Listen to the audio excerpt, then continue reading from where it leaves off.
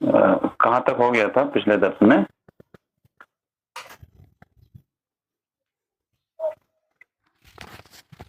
صفحہ نمبر 27 ہو گیا تھا نا، وہ شدید المحال، یہاں سے ہوگا آج نا؟ جی سر. جی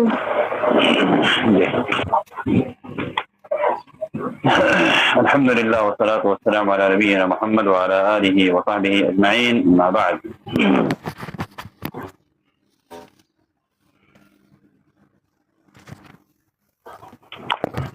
قال المصنف رحمه الله تعالى وهو شديد المحال، وقوله ومكروا ومكر الله والله خير الماكرين، وقوله ومكروا مكرا ومكرنا مكرا وهم لا يشعرون، وقوله انهم يكيدون كيدا واكيد كيدا. یہاں پر پچھلے درس میں ہم لوگوں نے کئی صفات پڑھے تھے، جن میں صفت ید، صفت عین، صفت سمع اور بصر وغیرہ، یہ ساری صفات پڑھے تھے. آج ہے انشاءاللہ چند صفات آج بھی ہم لوگ پڑھیں گے. ان میں پہلی آیت جو آج ہے وہ کیا ہے؟ وہ شدید المحال، اللہ رب العالمین سخت قوت والا ہے. المحال کا ترجمہ مفسرین نے کیا ہے مکر سے، یعنی صفت مکر. مکر کسے کہتے ہیں؟ جیسا کہ اسی کی تائید میں آگے دو آیتیں لائی گئی ہے، وَمَكَرُوا وَمَكَرَ اللَّهُ وَاللَّهُ خَيْرُ الْمَاكِرِينَ. مکر کا مفہوم سمجھیں اس طرح سے کہ ایسے خفیہ طریقے سے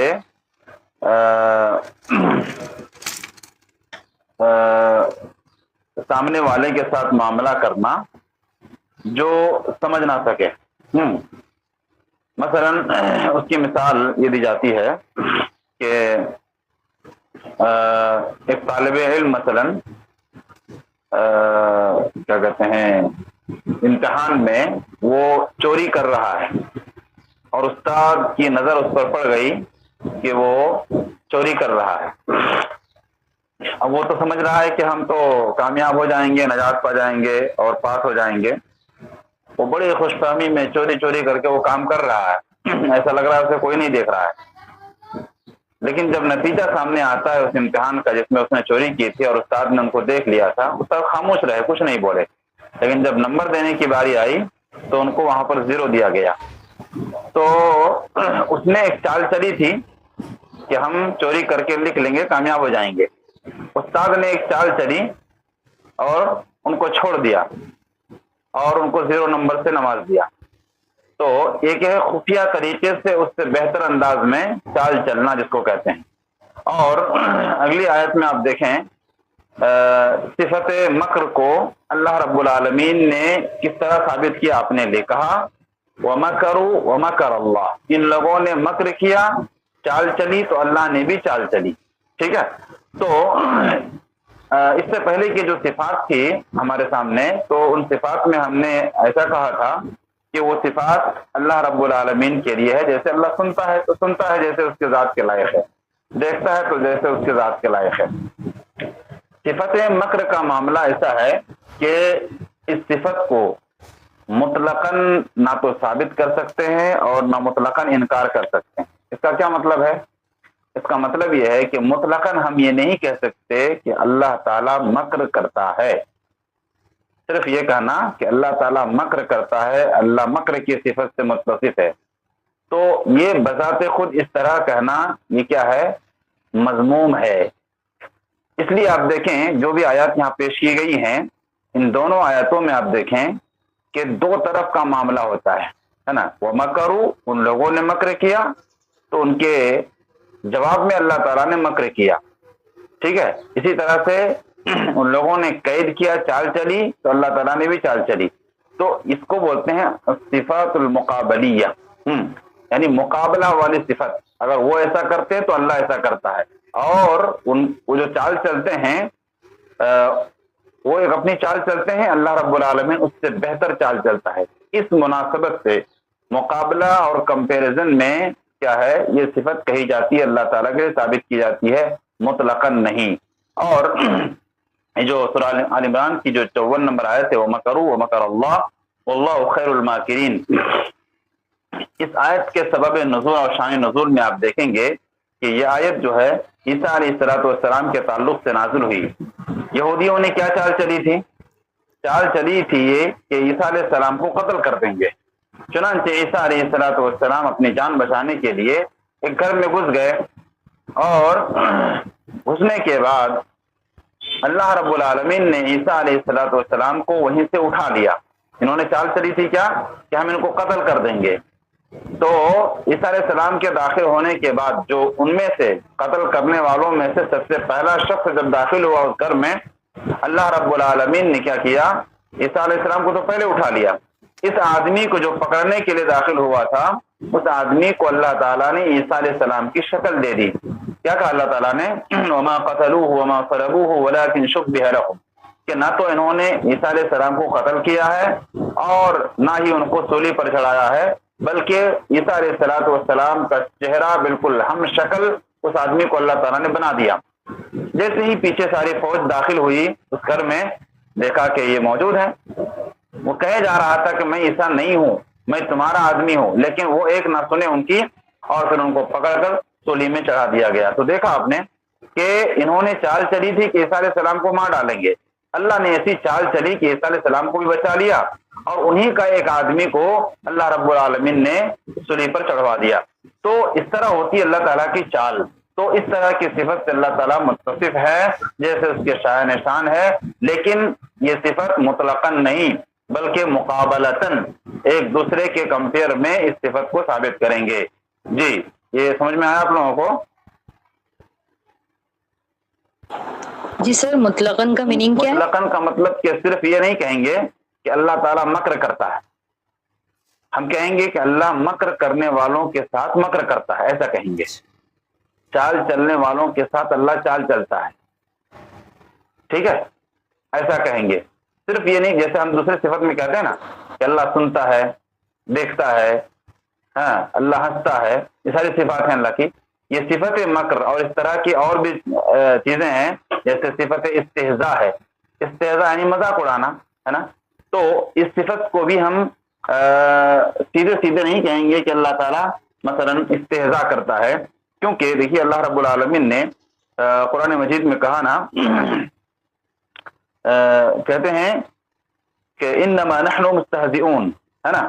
جب انہوں نے کہا قالوا انا معکم انما نحن مستہزئون، ہم مذاق اڑا رہے ہیں، تو اللہ نے کیا جواب دیا ان کا؟ اللہ یستہزئ بہم، اللہ بھی ان سے مذاق کرتا ہے نا. تو مذاق کرنے والوں کے ساتھ اللہ مذاق کرتا ہے، استہزاء کرنے والوں کے ساتھ اللہ استہزاء کرتا ہے، چال چلنے والوں کے ساتھ اللہ چال چلتا ہے. تو اس طرح کے چند صفات ہیں جو صفات مقابلہ کہا جاتا ہے.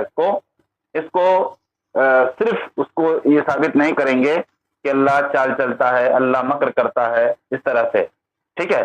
تو پھر کچھ صفات ایسی ہیں جس میں ہر جانب سے اس میں کمی ہے. مثلا خیانت کبھی اچھی نہیں ہو سکتی ہے، خیانت کبھی اچھی نہیں ہو سکتی ہے، ہر حال میں وہ مذموم ہے، بری ہے. اس لیے ہم یہ نہیں کہہ سکتے کہ اللہ تبارک و تعالیٰ خیانت کرنے والوں کے ساتھ خیانت کرتا ہے، یہ نہیں کہا جائے گا. جو ثابت ہے جن کے ساتھ اس کو ہم کہیں گے، اس سے زیادہ نہیں کہیں گے. واضح ہے؟ جی جی سر الحمدللہ. جی جی. اور اگلی آیت جو ہے وَمَكَرُوا مکرن، انہوں نے ایک چال چلی، وَمَكَرْنَا مَكْرًا، ہم نے بھی ایک چال چلی، وَهُمْ لَا يَشْعُرُونَ، اور ان کو پتہ نہیں تھا، ہے نا. اسی طرح سے اگلی آیت میں کہا إِنَّهُمْ يَكِيدُونَ كَيْدًا، یہ ایک چال چلتے ہیں، قید کا معنی بھی چال چلنا ہے. وَأَكِيدُ كَيْدًا، اور ہم بھی کیا کرتے ہیں؟ چال چلتے ہیں. تو یہ صفت بھی اللہ تعالیٰ کے لیے ویسی ہی کہی جائے گی جیسے مقابلتاً کہا جائے گا ایک دوسرے کے کمپیریزن میں. آگے دیکھیے کہا کہ قوله تعالی ان تبدوا خیرا او تخفوه او تعفوا عن سوء، کہ اگر کوئی نیکی تم علانیہ کرو یا پوشیدہ، یا کسی برائی سے درگزر کرو، یعنی عفو، کہا کہ تعفو عن سوء، کسی برائی سے درگزر کرو، فإن اللہ کان عفوا قدیرا، تو اللہ رب العالمین معاف کرنے والا اور قدرت رکھنے والا ہے۔ اس میں اللہ تعالیٰ کے لیے دو نام ثابت ہیں، عفو اور ایک القدیر، ہے نا۔ تو ان صفت کو بھی ہمیں ویسے ہی ثابت کرنا ہے جیسے اللہ تعالیٰ کے شایان شان ہے اور اس کے لائق ہے۔ تو عفو، لہذا جب ہم نے یہ پڑھا کہ عفو یہ اللہ تعالیٰ کی صفت ہے جس کے اندر معنی کیا ہے، معاف کرنے کا، تو اللہ تعالیٰ معاف جب کرتا ہے نا، تو ہمیں اللہ رب العالمین کو اس نام سے پکارنا چاہیے جب اپنی معافی طلب کرنا ہو۔ اسی لیے لیلۃ القدر میں جو ہمیں دعا سکھائی گئی، اللہم انک عفو، اے اللہ تو عفو ہے، معاف کرنے والا، نہایت معاف کرنے والا، فاعف عنا یا فاعف عنی، تو ہمیں معاف کر دے۔ تو اس نام کو یا صفت کو پڑھنے کا فائدہ یہ ہے کہ ہمیں اللہ تعالیٰ سے اللہ تعالیٰ کو اسی نام سے پکارنا ہے اور اس کے مطابق اسی نام کے واسطے سے، اسی نام کے وسیلے سے ہمیں اپنے گناہوں کو معاف کرانا ہے۔ اسی طرح سے قدیر، اللہ تعالیٰ کا نام ہے قدیر، اس سے اللہ تعالیٰ کی قدرت کا اظہار ہوتا ہے، لہذا اللہ تعالیٰ کی قدرت کا اندازہ ایک بندے کو جو ہو جاتا ہے تو پھر وہ سارے معاملات اللہ رب العالمین کے سپرد کرتا ہے اور اس کے حوالے کر دیتا ہے۔ گویا اس میں دو نام کا ثبوت ہے، اس کو ہمیں بلا تحریف، بلا تعطیل، بلا تکییف ہمیں ثابت کرنا ہے۔ اسی طرح سے اگلی آیت ہے وَلْيَعْفُوا وَلْيَصْفَحُوا أَلَا تُحِبُّونَ أَن يَغْفِرَ اللَّهُ لَكُمْ، کہا کہ معاف کر دینا اور درگزر کر لینا چاہیے۔ کیا تم نہیں چاہتے کہ اللہ تعالیٰ تمہارے گناہوں کو معاف کر دے؟ ان یغفر اللہ لکم، ان یغفر اللہ، ہے نا، کہ اللہ تعالیٰ معاف کر دے۔ یہاں صفت کے طور پر، صفت فعلی کے طور پر یہاں پر استعمال ہوا ہے مغفرت، جبکہ اللہ تعالیٰ کے لیے نام الغفور بھی ثابت ہے، نام کو بھی ثابت کرنا ہے، اور وہ معاف کرتا ہے، مکمل طور پر معاف کرتا ہے، لہذا اس صفت پر بھی ہمارا یقین ہونا چاہیے۔ لہذا اس صفت کو پڑھنے کا فائدہ یہ ہے کہ ہمیں اللہ رب العالمین ہی سے اپنے گناہوں کی مغفرت طلب کرنی ہے، وہی ہمیں معاف کر سکتا ہے۔ اس کے بعد پھر آگے ہی کہا اللہ غفور الرحیم، اللہ رب العالمین غفور ہے اور رحیم ہے، دو ناموں کا ثبوت ہے اس آیت کے اندر، لہذا اور ان دو ناموں کے اندر پھر اللہ تعالیٰ کے لیے مغفرت کی صفت ہے اور رحمت کی صفت ہے۔ آگے فرمایا وَلِلَّهِ الْعِزَّةُ وَلِرَسُولِهِ، وَلِلَّهِ الْعِزَّةُ وَلِرَسُولِهِ، اللہ تعالیٰ کے لیے ہی عزت ہے اور اس کے رسول کے لیے عزت ہے، اور آگے ہے وَلِلْمُؤْمِنِينَ، اور مومنین کے لیے عزت ہے۔ جی، اس آیت کے ذریعے سے ہم اہل باطل کو، چاہے وہ معطلہ ہو، جہمیہ ہو، معتزلہ ہو، یا ماتریدیہ یا دیگر جو منحرفین ہے، ان کو ہم کیسے جواب دے سکتے ہیں؟ جی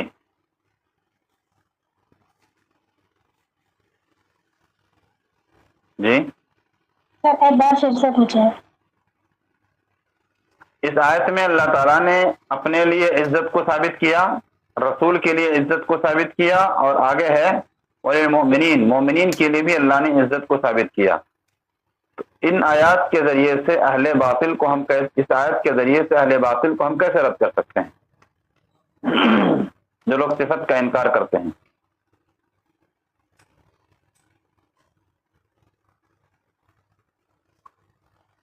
جی سر، اللہ جسے چاہے عزت دیتا ہے۔ جی، اور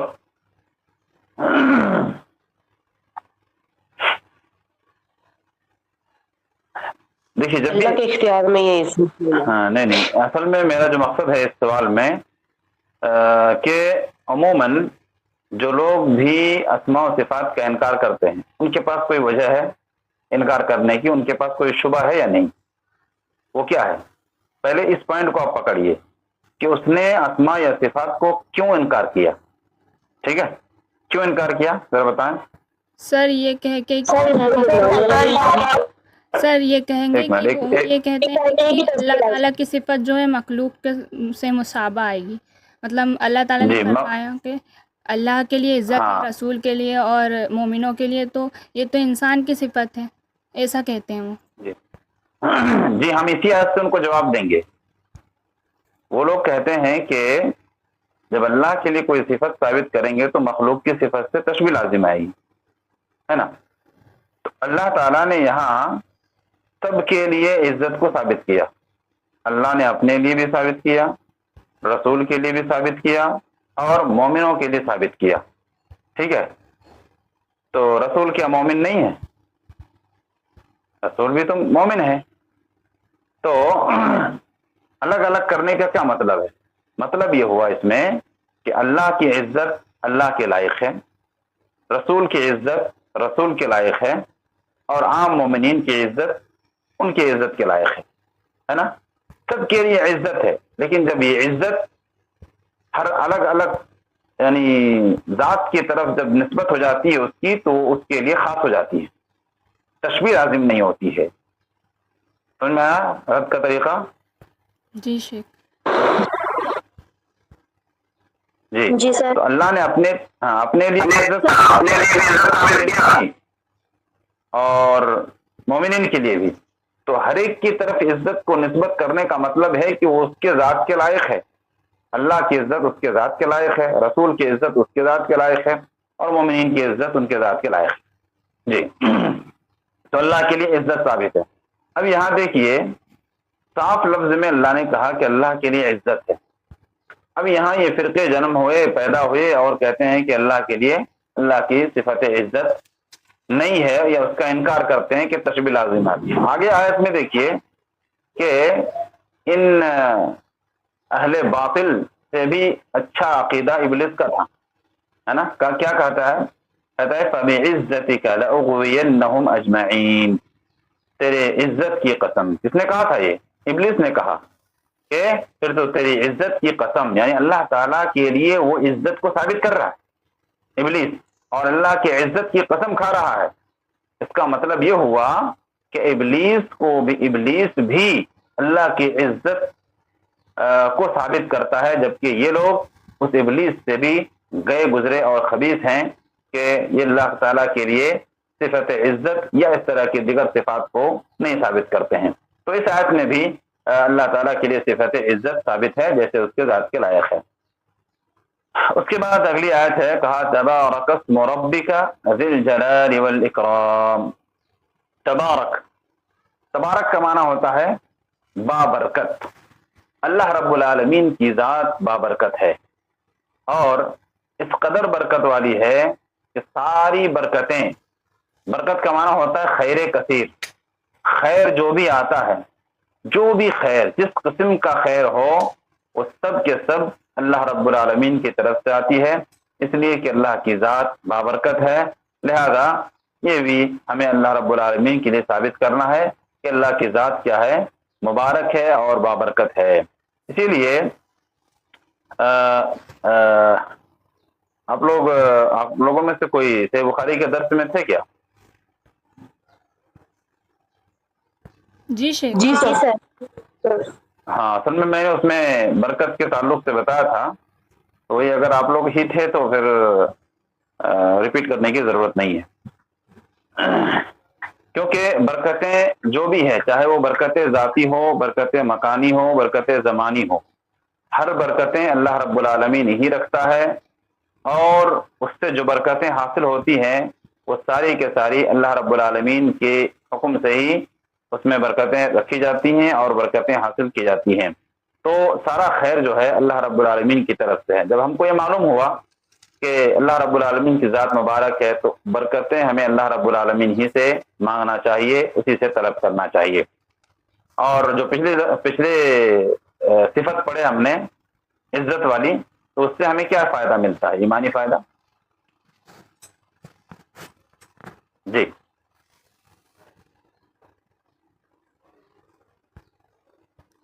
صفت عزت سے، جی صفت عزت جو پڑھے ہم نے پچھلے آیت میں، اس سے ہمارے ایمان میں کیا فائدہ ہوگا؟ یعنی ہم اس سے کیا فائدہ حاصل کر سکتے ہیں؟ السلام علیکم ورحمۃ اللہ وبرکاتہ۔ سر ہم بتائیں؟ جی جی جی بتائیں۔ جی سر اس سے یہ ہوگا کہ ہم اگر ہمیں کوئی ذلیل یا رسوا بھی کرتا ہے نا تو پھر ہمیں ہمارا بھروسہ اللہ تعالیٰ پہ ہوتا ہے، کیونکہ عزت دینے والا اللہ تعالیٰ ہے، ہم کسی جی اور کو مخلوق کو نہیں سمجھتے پھر. جی جی، وَتُعِزُّ مَن تَشَاءُ وَتُذِلُّ مَن تَشَاءُ، یہ ہمارا عقیدہ ہونا چاہیے کہ انسان کے پاس نہ تو عزت کا اختیار ہے نہ ذلت کا اختیار ہے. اصل ذلت تو وہ ہے جو اللہ رب العالمین کے سامنے اللہ رب العالمین ذلیل کرے، اور اصل عزت تو وہ ہے جو اللہ رب العالمین کے پاس ہمیں ملے. لہذا ہمیں ہر حال میں اللہ رب العالمین ہی سے عزت طلب کرنی چاہیے اور ذلت سے پناہ طلب کرنی چاہیے. جی، یہ ہمارا ایمانی فائدہ ہے. لہذا کیونکہ اللہ رب العالمین ہی کی ذات عزت و ذلت دینے والی ہے، جیسا کہ اللہ نے کہا وَتُعِزُّ مَن تَشَاءُ وَتُذِلُّ مَن تَشَاءُ، جسے چاہتا ہے تو عزت دیتا ہے، جسے چاہتا ہے تو ذلیل کرتا ہے. لہذا اے اللہ تو ہمیں عزت عطا فرما، دنیا میں بھی اور آخرت میں بھی. ایسی دعا ہمیں کرنی چاہیے. اس کے بعد اگلی آیت ہے ہمارے پاس سورہ مریم کی 65 نمبر آیت ہے، جس میں اللہ رب العالمین نے کہا، اور یہ وہ آیت ہے جس کے اندر توحید کی تینوں قسمیں موجود ہیں. اہل علم نے اس سے توحید کی تینوں قسموں پر استدلال کیا ہے.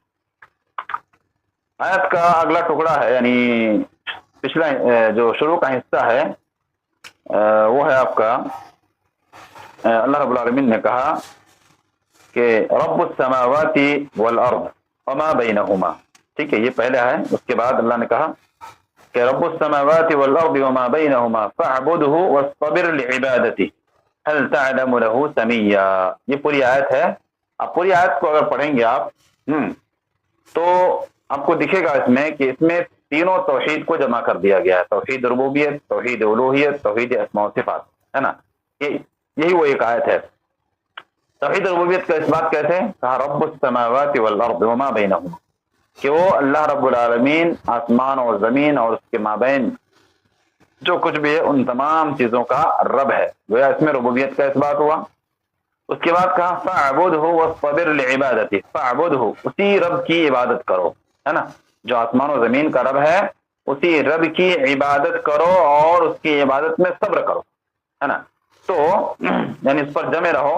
کہا کہ اس میں توحید الوہیت، چونکہ الوہیت کے اندر اللہ کی عبادت ہوتی ہے تو الوہیت کے اقرار میں عبادت ہوتی ہے، تو لہذا عبادت کا حکم دیا اللہ تعالیٰ نے. اس کے بعد کہا هل تعلم له سمیا، کہا کہ کیا اس کا ہم نام و ہم پلہ کوئی اور بھی ہے، یعنی نہیں ہے کوئی. گویا اس جیسا نہ تو نام کسی کا ہے اور نہ نام کے اندر جو کمال صفت ہے وہ کسی کے اندر ہے. گویا کہ اس میں اشارہ ہے اسماء و صفات کے موضوع کی طرف. گویا اس طرح سے اس آیت کے اندر تینوں توحید کا اس بات موجود ہے. جی سمجھ میں آیا؟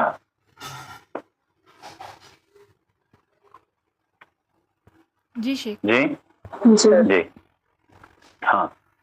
اس کے بعد ہے جو اگلی آیت ہے، کہا وَلَمْ يَكُنْ لَهُ كُفُوًا أَحَدٌ، اور اس کے بعد فَلَا تَجْعَلُوا لِلَّهِ أَنْدَادًا وَأَنْتُمْ تَعْلَمُونَ. اس کے بعد والی آیت ہے وَمِنَ النَّاسِ مَن يَتَّخِذُ مِن دُونِ اللَّهِ أَنْدَادًا. اس کے بعد والی آیت ہے وَقُلِ الْحَمْدُ لِلَّهِ الَّذِي لَمْ يَتَّخِذْ وَلَدًا وَلَمْ يَكُنْ لَهُ شَرِيكٌ فِي الْمُلْكِ وَلَمْ يَكُنْ لَهُ وَلِيٌّ مِّنَ الذُّلِّ وَكَبِّرْهُ تَكْبِيرًا. ان تقریباً چاروں آیتوں میں اللہ رب العالمین نے نفی کے ساتھ اپنے کمال کو ثابت کیا ہے. آپ کو یاد ہوگا ہم نے بتایا تھا اس سے پہلے بھی کہ اللہ رب العالمین اپنے صفات کو نیگیٹو میں نہیں بیان کرتا ہے عموماً. ٹھیک ہے، نیگیٹو میں کہ اللہ ایسا نہیں ہے، اللہ ایسا نہیں ہے، اللہ ایسا نہیں، ایسا نہیں بیان کرتا ہے. جب ہاں لیکن بعض جگہوں پر آپ کو ملے گا اس طرح کا انداز بھی، اللہ تعالیٰ نے اپنے صفت کو اس طرح سے بھی ثابت کیا یا اپنے آپ کو پاک کیا. اس کی وجہ یہ ہوتی ہے کہ اس میں مخالفین کو جواب دینا مقصود ہوتا ہے. جو لوگ اللہ رب العالمین کے لیے ایسی صفت ناقصہ یعنی کمی والی صفت اللہ کے لیے ثابت کرتے ہیں تو ان کو رد کرنے کے لیے اللہ تعالیٰ ایسی بات کہتا ہے. لیکن جب ہم رد کریں گے کہ اللہ مثلا ایسا نہیں ہے تو اس کا جو اپوزٹ ہے اس کو ثابت کرنا ضروری ہے. مثلا اللہ کہتا ہے وما انا بظلام للعبید، میں بندوں پر ظالم نہیں ہوں. ٹھیک ہے، کیا یہ تعریف ہے؟ جی جواب دیں آپ لوگ. نہیں، نفی ہے. نفی ہے، تو نفی میں تعریف کی جاتی ہے. جیسے کسی کو کہا جائے کہ آپ چور نہیں ہیں، آپ مثلا خیانت کرنے والے نہیں ہیں، تعریف اس طرح سے کی جاتی ہے. یا ایک یہ کہا جائے کہ آپ امانت دار ہیں، کیا طریقہ ہے؟ امانت دار ہے ایسا بولے. نیگیٹو میں تعریف نہیں کی جاتی ہے. تو اللہ رب العالمین نے اپنے لیے نیگیٹو کو کے ذریعے سے پازیٹو جو صفت ہے اس کے مقابلے میں، اس کے کمپیریزن میں، تو اس کو اللہ رب العالمین ثابت کرتا ہے. مثلا کہا وَلَمْ يَكُنْ لَهُ كُفُوًا أَحَدٌ، اس کا کوئی برابر نہیں ہے، اس کا کوئی ہمسر نہیں ہے، یعنی برابر نہیں ہے. کیوں برابر نہیں ہے؟ اس لیے کہ اللہ رب العالمین احد ہے، الصمد ہے، یہ ساری صفت گزر چکی ہے. تو اللہ رب العالمین اس کے برابر نہیں ہے، کوئی نہیں ہے. ٹھیک ہے، تو یہ ہمارا عقیدہ ہونا چاہیے. کسی چیز میں نہیں ہے، کسی چیز میں کوئی برابر نہیں ہے اس کے، نہ تو صفت میں برابر ہے، نہ نام میں برابر ہے، نہ ذات میں برابر ہے، نہ کمالات میں برابر ہے. کسی چیز میں کوئی اس کے برابر ہے ہی نہیں ہے. اچھا، اس کے بعد کہا کہ فَلَا تَجْعَلُوا لِلَّهِ، اور برابر اس لیے بھی نہیں ہے اس لیے کہ اللہ رب العالمین کی ذات کاملہ ہے، اور اس کے علاوہ جتنے بھی ذات ہیں وہ سب ناقص ہیں، کمی ہے اس کے اندر، تو اس جیسی نہیں ہو سکتی نہ کوئی چیز. اچھا، اس کے بعد کہا فَلَا تَجْعَلُوا لِلَّهِ أَنْدَادًا وَأَنْتُمْ تَعْلَمُونَ. انداد کہتے ہیں، یہ ندن کی جمع انداد ہے، اس کا معنی ہوتا ہے شریک، ہے نا. تو اللہ رب العالمین کے لیے ند مت بناؤ، یعنی شریک مت بناؤ، ہے نا، شریک مت بناؤ. تو اللہ تعالیٰ نے شریک بنانے سے منع کیا ہے نا. کیوں منع کیا ہے؟ ظاہر ہے اللہ تعالیٰ کے نام کیا ہے؟ الاحد ہے، الصمد ہے، جس کے اندر وحدانیت کا پہلو غالب ہے.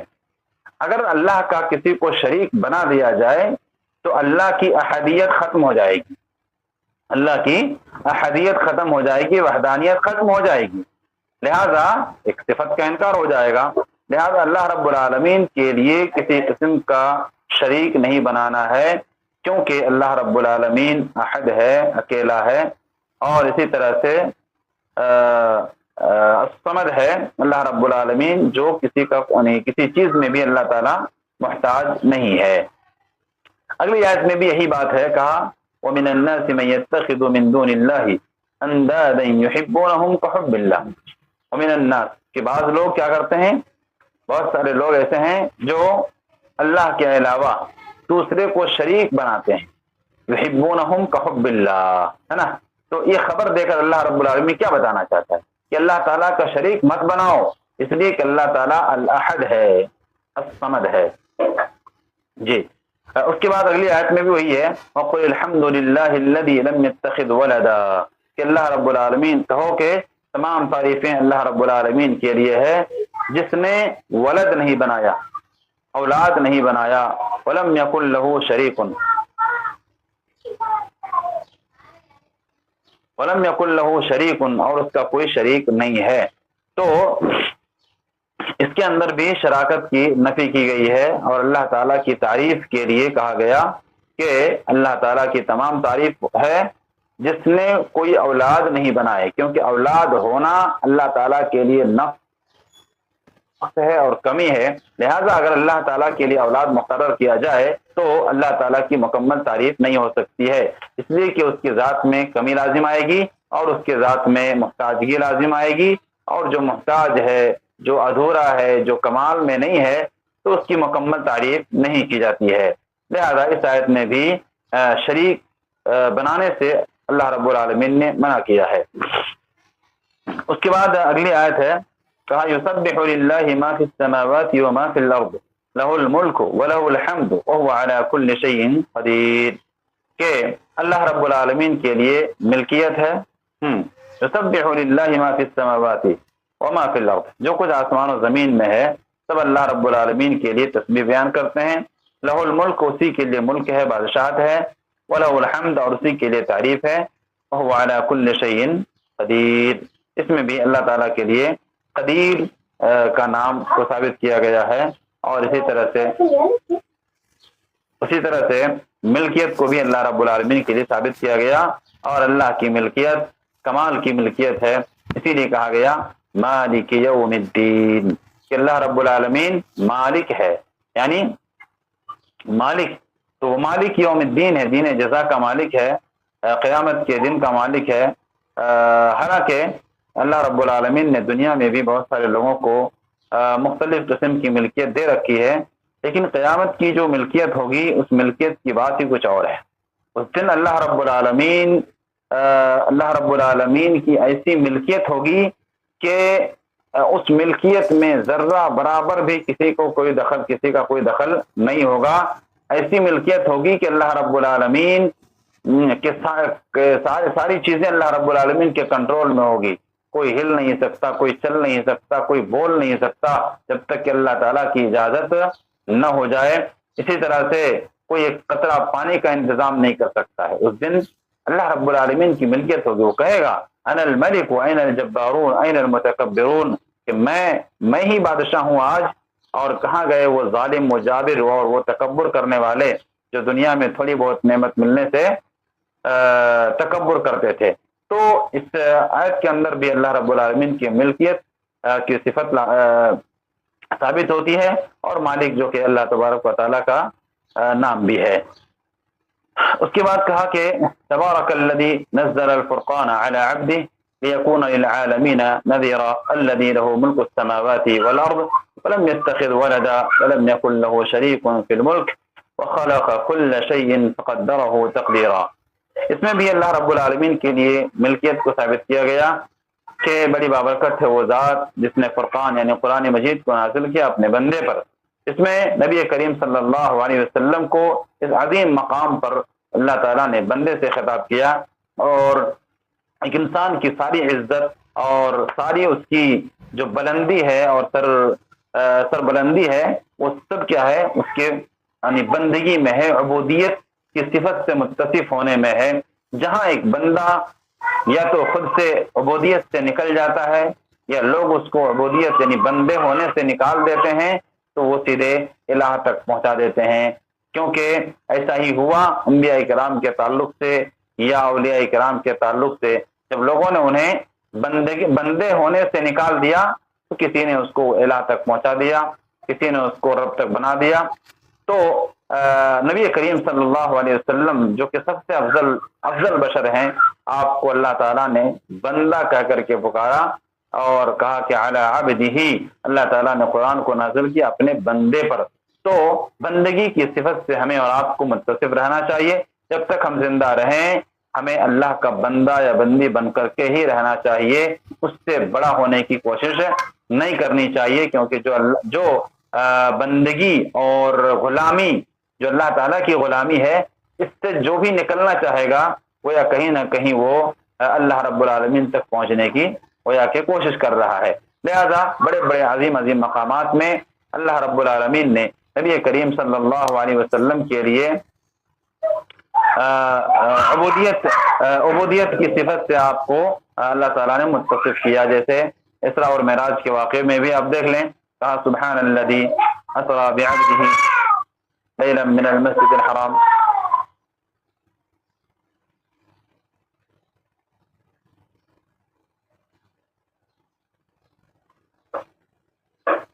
کہا کہ سبحان الذی اسری بعبدہ لیلا من المسجد الحرام، یعنی وہاں پر اتنا عظیم سفر ہو رہا ہے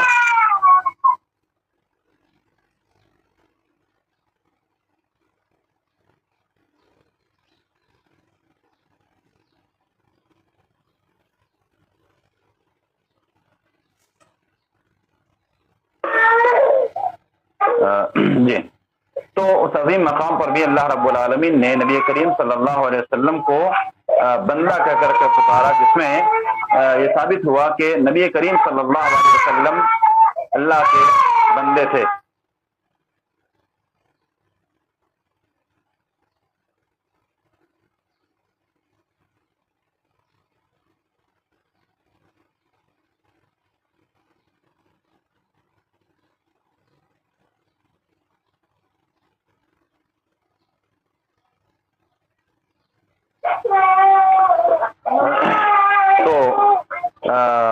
بندگی کی صفت سے ہمیں متصف رہنا چاہیے، اسی میں ہماری عزت ہے، اس لیے کہ جو جتنا اللہ رب العالمین کے سامنے جھکے گا اللہ رب العالمین کے نزدیک اتنا ہی اس کا مقام اور مرتبہ بڑھے گا، اور اسی بندگی کے لیے اللہ رب العالمین نے ہم سب کو پیدا کیا ہے، لہذا اس بندگی سے ہم کبھی نکلنے کی کوشش نہ کریں، جیسا کہ ایک فرقہ ہمارے درمیان پایا جاتا ہے جس کو صوفیہ کہا جاتا ہے، تو ان کے یہاں عبادات کے مراتب ہیں، اور پھر وہ عبادت کرتے کرتے آخر میں وہ ایسے مرحلے پر پہنچ جاتے ہیں اپنے عقیدے کے مطابق کہ اس مرحلے میں پہنچنے کے بعد وہ اللہ تعالیٰ کی شریعت کے مکلف بھی نہیں ہوتے ہیں، اور وہ اللہ رب العالمین پر نعوذ باللہ جا کر حلول کر جاتے ہیں، اور پھر وہ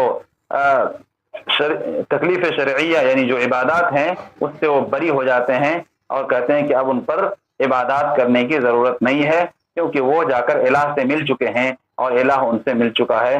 یہ دنیا کا بہت بدترین کفر ہے، جبکہ اللہ رب العالمین نے سورہ زمین میں پورے علی الاطلاق روئے زمین پر سب سے عظیم اور سب سے اللہ تعالیٰ کے برگزیدہ بندے اور سب سے زیادہ اللہ تعالیٰ کی عبادت کرنے والے آپ کو یہ کہا جا رہا ہے وَاعْبُدْ رَبَّكَ حَتَّى يَأْتِيَكَ الْيَقِينُ، کہ اے نبی آپ عبادت کرتے رہیے اپنے رب کی یہاں تک کہ آپ کو موت آ جائے، یعنی آپ موت تک عبادت کرتے رہیں۔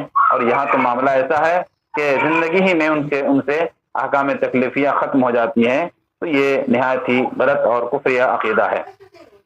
اس کے بعد اس آیت کے اندر بھی اسی طرح کے انداز ہے، وَلَمْ يَتَّخِذْ وَلَدًا، اللہ تعالیٰ نے ولد نہیں بنایا، اولاد نہیں بنایا، وَلَمْ يَكُنْ لَهُ شَرِيكٌ فِي الْمُلْكِ، اس کی بادشاہت میں کوئی شریک نہیں ہے، وَخَلَقَ كُلَّ شَيْءٍ، اللہ تعالیٰ نے تمام چیزوں کو پیدا کیا ہے، تمام چیزوں کو پیدا کیا ہے۔ ابھی بات آئے گی آگے چل کر صفت کلام میں جب ہم بات کریں گے تو اسی طرح کی ذرا غور سے سنیے گا اس کو کہ صفت کلام میں جب بات آئے گی کہ خلق کل شیء، ہر چیز کو اللہ تعالیٰ نے پیدا کیا، تو شیء کا معنی کیا ہوتا ہے؟ چیز، تھنگ، ہے نا؟ تو اللہ رب العالمین نے ہر چیز کو پیدا کیا، تو کہتے ہیں کہ یہ قرآن بھی ایک چیز ہے۔ کیا کہتے ہیں؟ قرآن بھی ایک چیز ہے جس کو اللہ تعالیٰ نے پیدا کیا، یعنی قرآن بھی مخلوق ہے، یہ عقیدہ ثابت کیا جاتا ہے کیونکہ اللہ کا کلام اس کو نہیں مانا جاتا ہے۔ تو اس کا جواب انشاءاللہ وہاں پر دیں گے کہ ہر جگہ پر کل شیء سے مراد ہر چیز نہیں ہوتی ہے، اس لیے کہ ملکہ سبا بلقیس کے تعلق سے اللہ تعالیٰ نے کہا کہ وَأُوتِيَتْ مِنْ كُلِّ شَيْءٍ، کہ اللہ رب العالمین نے ان کو ہر چیز دیا تھا۔ کیا دنیا کی ساری چیزیں اس کو دے دیا تھا؟ تو کبھی کبھی کثرت کو بیان کرنے کے لیے ہوتا ہے، اور کلام اللہ چونکہ یہ اللہ تعالیٰ کی صفت ہے لہذا اس کو شیء میں سے ہم شمار نہیں کر سکتے ہیں کہ یہ بھی ایک چیز ہے، نہیں، بلکہ وہ مستقل طور پر اللہ تعالیٰ کی وہ بطور صفت ثابت ہے، اللہ تعالیٰ کے لیے اس کو بطور صفت ہمیں ثابت کرنا ہے، نہ کہ اس چیز کو یہاں پر لا کر یہاں شیء سے مراد لے کر کے قرآن کو مخلوق کہا جائے۔ بہرحال اس کی تفسیر وہاں پر آئے گی، اگر کسی کو سمجھ میں نہ بھی آیا ہو تو پریشان نہ ہو، انشاءاللہ صفت کلام پر جب بحث کریں گے تو وہاں پر بات آئے گی تفصیل سے۔ فقدرہ تقدیرا، اور یعنی اللہ تعالیٰ نے اس چیز یعنی اس نے ہر چیز کو پیدا کر کے ایک مناسب اندازہ ٹھہرا دیا۔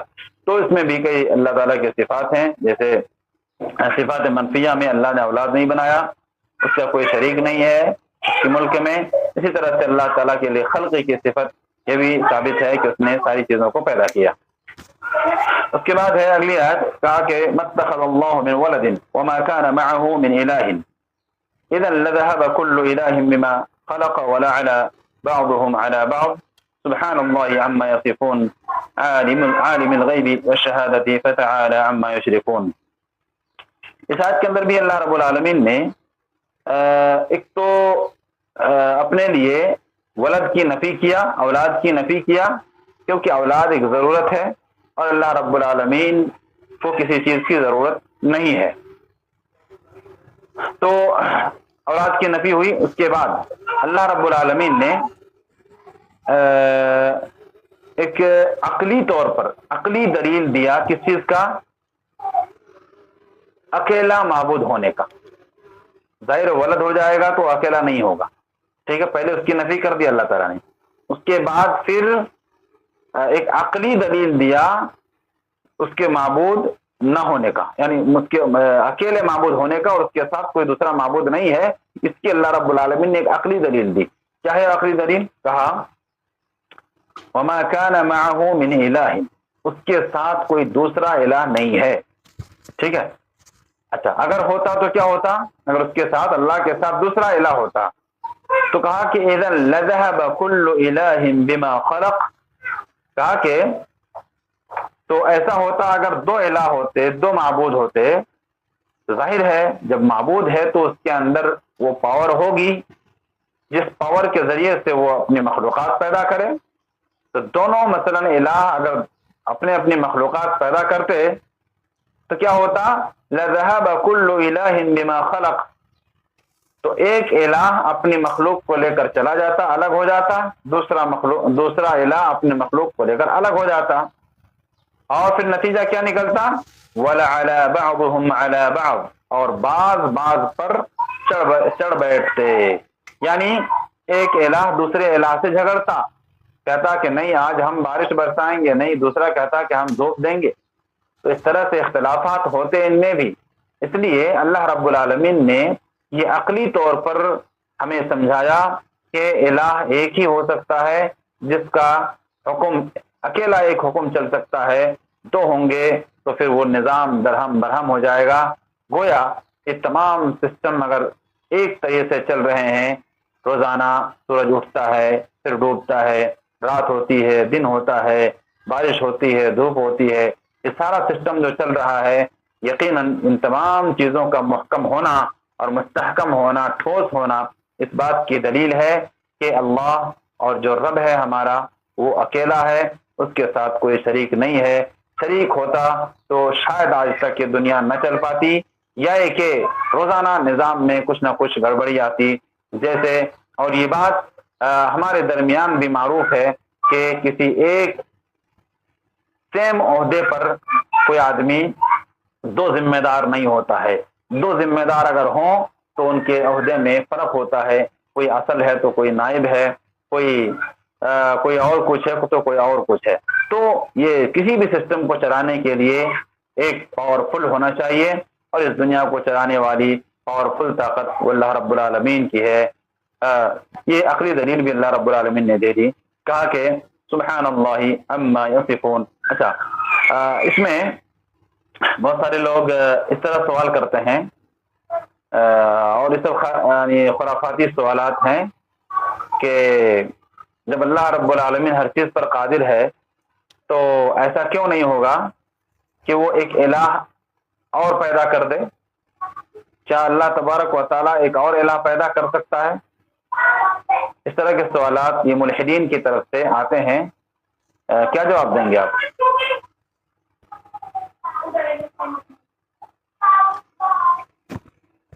سر جی. اللہ تعالیٰ ان سب سے پاک ہے. اور کچھ؟ اللہ واحد ہے. ہاں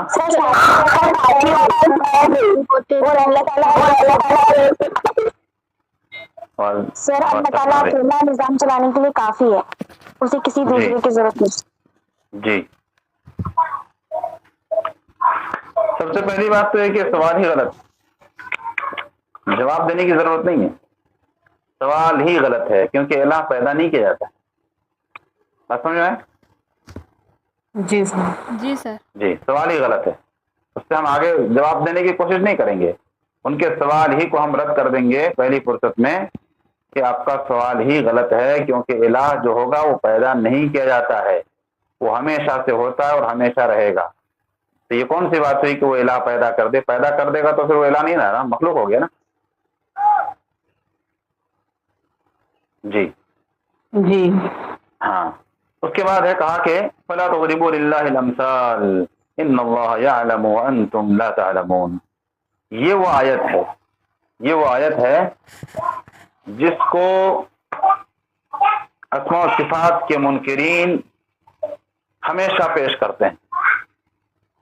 آیت کا معنی ہے کہ اللہ تعالیٰ کے لیے مثالیں مت بناؤ. ٹھیک ہے، اللہ تعالیٰ کے لیے مثالیں مت پیش کرو. ان اللہ یعلم وانتم لا تعلمون. اللہ تعالیٰ جانتا ہے تم نہیں جانتے. جی تو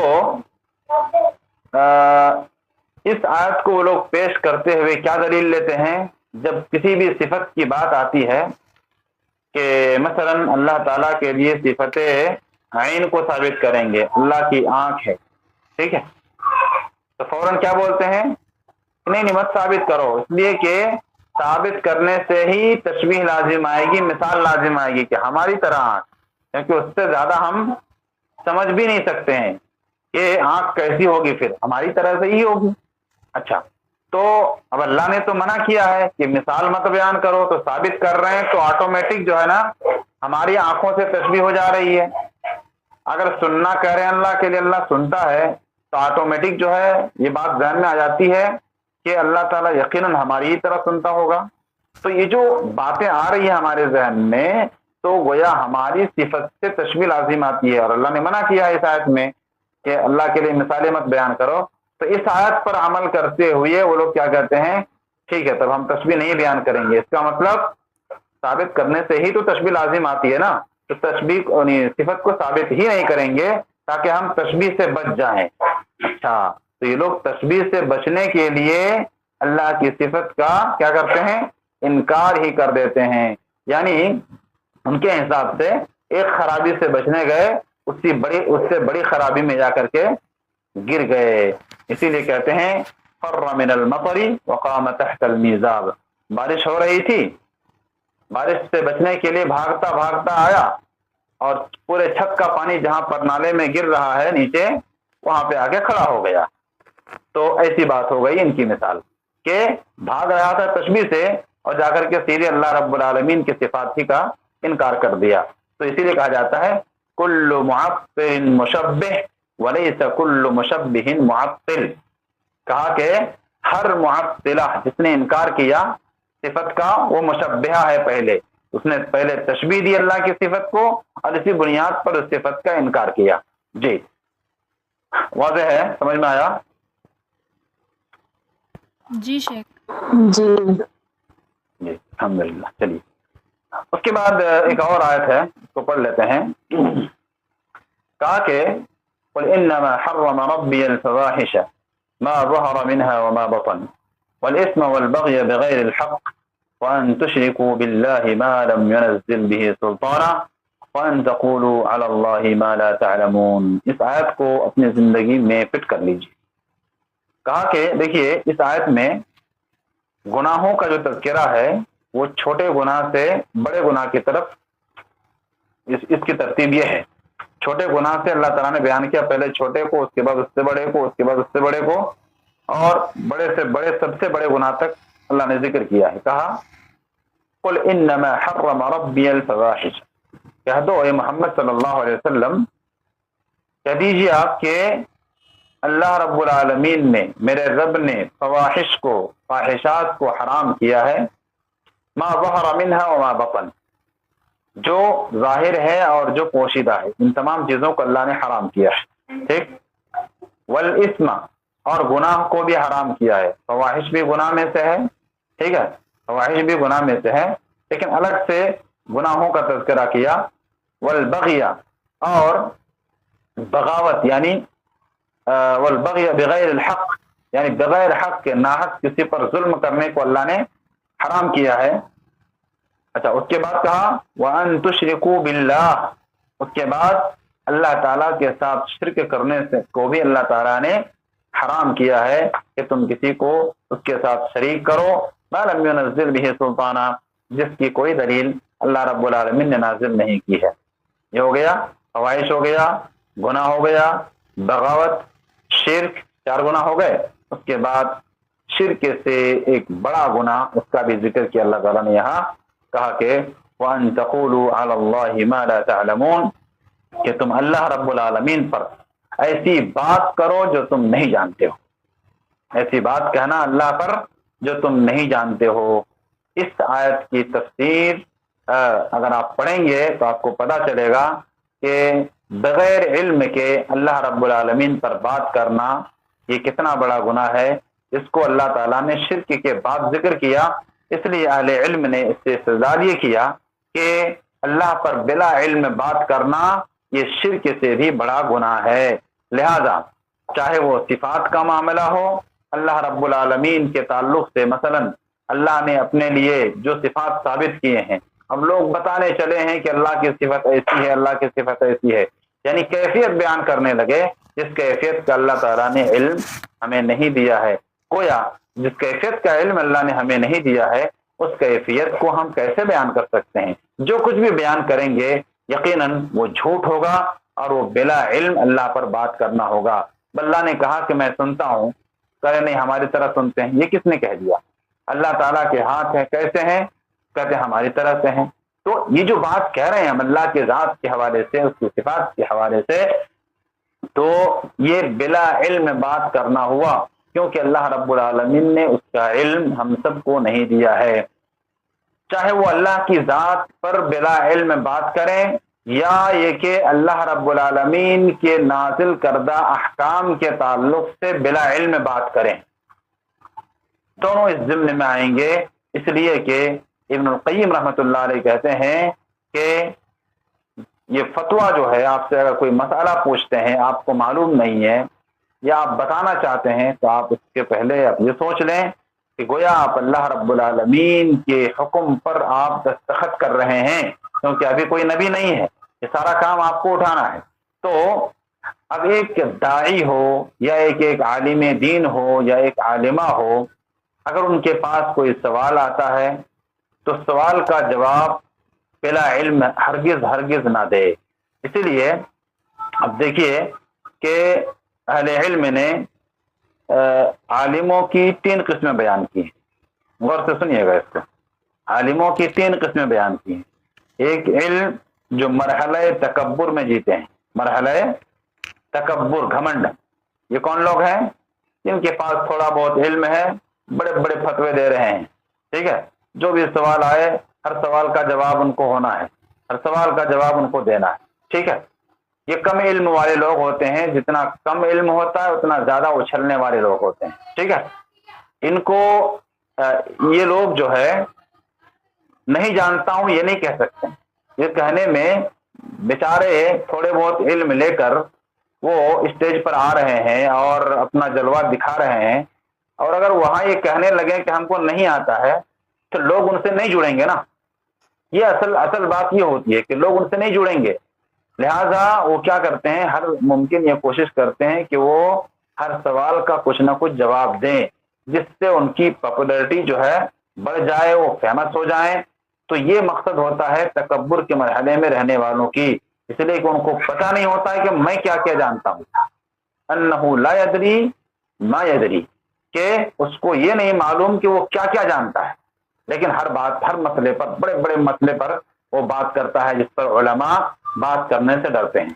یہ پہلا مرحلہ ہے اور یہ تکبر کا مرحلہ ہے.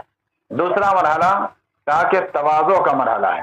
دوسرے علماء ایک قسم کیا ہے، تواضع کا مرحلہ. تواضع کا مرحلہ کا مطلب یہ ہے کہ ظاہر ہے جتنا زیادہ علم ہوتا جاتا ہے اس کے پاس، اس کے اندر تواضع آتی ہے، وہ جھکتا ہے. جس طرح سے ایک درخت میں جتنا زیادہ پھل ہوتا ہے اسی قدر وہ درخت کیا ہوتا ہے، جھکتا ہے. تو یہ لوگ ہیں جس کے اندر جتنا زیادہ علم آتا ہے اس کے اندر تواضع آتی جاتی ہے. یہ ٹھیک ہے اور یہ اچھی صفت ہے. اس کے بعد کا جو مرحلہ ہے، تیسرا مرحلہ کیا ہے، یا تیسرے قسم کے علماء، ان کو کہتے ہیں علماء اللہ ادریین. یہ وہ علماء ہیں جو کبار علماء میں شمار ہوتے ہیں، بڑے بڑے علماء جو فتوے دینے کے اہل ہوتے ہیں. دنیا انہیں بڑا عالم سمجھتی ہے، بڑے علماء میں شمار ہوتے ہیں. راسخین فی العلم جس کو کہہ لیں، ایسے لوگ ہیں جو لوگ لا ادری کہنے میں ہچکچاتے نہیں. یعنی اگر کوئی سوال آتا ہے ان کے پاس، اگر ان کو معلوم نہیں ہے یا کہ اس کے متعلق ان کو 100% جانکاری نہیں ہے تو وہ یہ کہتے ہوئے بچ نکلتے ہیں، کہتے ہیں لا ادری، مجھے یہ نہیں معلوم ہے. تو یہ بات اس وقت آسان ہوتی ہے، اور کہا کہ وہ یہ جانتا ہے اس لیے وہ لا ادری کہتا ہے کہ میں نہیں جانتا ہوں. اس لیے وہ کہہ پاتا ہے کیونکہ وہ جانتا ہے انہ یدری ما یدری، اس لیے کہ وہ جانتا ہے کہ وہ کیا کیا جانتا ہے نا. یعنی اس کو علم ہے کہ میرے پاس کتنا علم ہے اور کیا کیا جانتا ہوں میں، کس پر بات کر سکتا ہوں، اور اگر میں نے بلا علم میں بات کیا تو اس کا انجام کیا ہوگا یہ بھی وہ جانتا ہے نا۔ اس بنیاد پر وہ اپنی آخرت کو بچاتے ہوئے نجات کا راستہ نکالتا ہے، اور جس مسئلے میں ان کو یقین نہیں ہوتا یا ایک ٹھوس معلومات نہیں ہوتی وہ لا ادری کہہ کر کے بچ نکلتے ہیں۔ یہ بڑے علماء کا کام ہوتا ہے، لہذا ہمیں ایسے لوگوں میں سے نہیں ہونا ہے جو فتوے دینے میں جلد بازی کرتے ہوں یا ہر مسئلے کا جواب آپ کو دینا ہی ہے۔ عزت اور ذلت ابھی ہم نے پڑھا کہ اللہ تعالیٰ کے ہاتھ میں ہے۔